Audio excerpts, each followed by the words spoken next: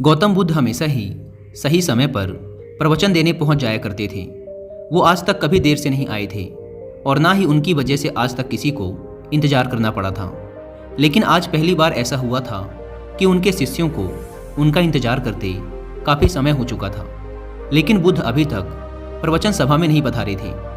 शिष्य आपस में बातें कर रहे थे कि जरूर आज तथागत बुद्ध को कोई जरूरी काम आ गया होगा, वरना वो हमेशा ही समय पर आ जाते हैं।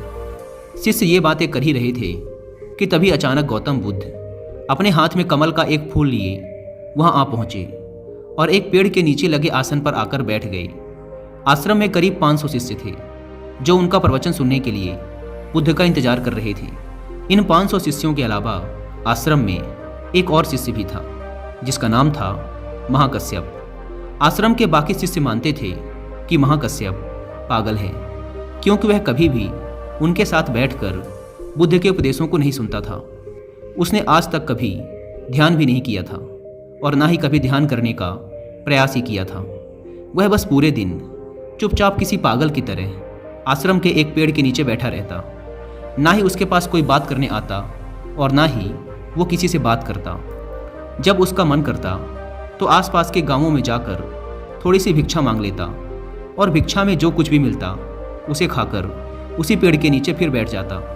वह बस पूरे दिन आश्रम के पेड़ पौधे, आसपास बिखरे पत्ते, घास और आश्रम में आते जाते भिक्षुओं को ध्यान से देखता रहता। सभी का विश्वास था कि वो एक धार्मिक इंसान नहीं है।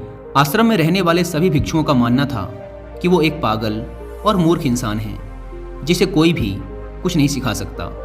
तो आज के दिन गौतम बुद्ध आए और आकर आसन में बैठ गए। बैठते ही उन्होंने अपने हाथ में लिए कमल के फूल को देखना शुरू कर दिया। शिष्य इंतजार कर रहे थे कि बुद्ध कुछ बोलेंगे, लेकिन बुद्ध कुछ भी नहीं बोले। वो बस उस कमल के फूल को ध्यान से देखते रहे। बुद्ध उस कमल के फूल को देखने में इतने खो गए, इतने ध्यान मग्न हो गए कि कब मिनट घंटों में बदल गए उन्हें पता ही नहीं चला।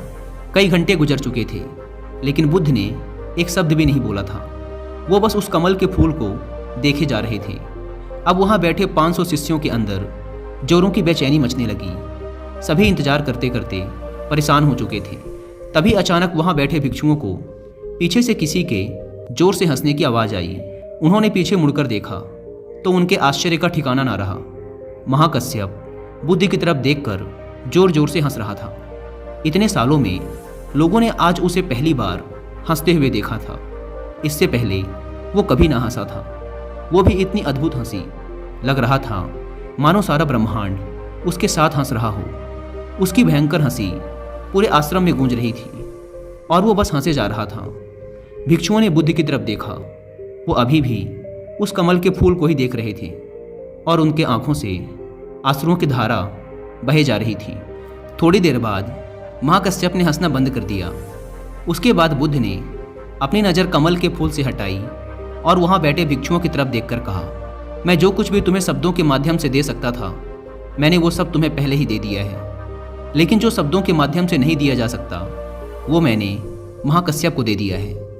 और यहाँ से शुरुआत होती है जिन की। जिन एक संस्कृत का शब्द है जिसका मतलब होता है ध्यान। गौतम बुद्ध ने दुनिया को ध्यान सिखाया और फिर बौद्ध धर्म इस ध्यान को चाइना ले गए, जहाँ इसे जिन कहा जाने लगा।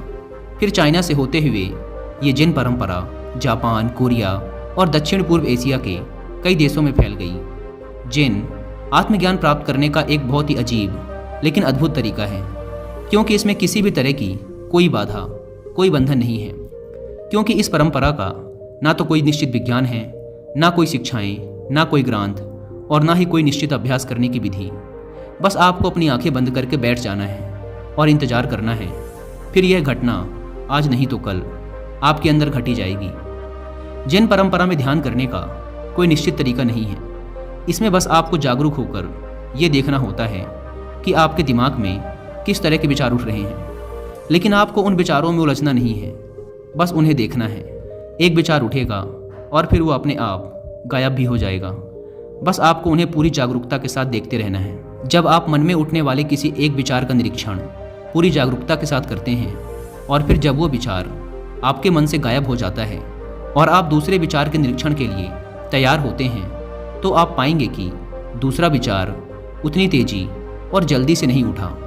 ऐसा इसलिए होता है क्योंकि जब आप अपने मन के विचारों पर ध्यान देना शुरू कर देते हैं तो हमारे मन की भाग दौड़ कम हो जाती है और मन शांत होने लगता है।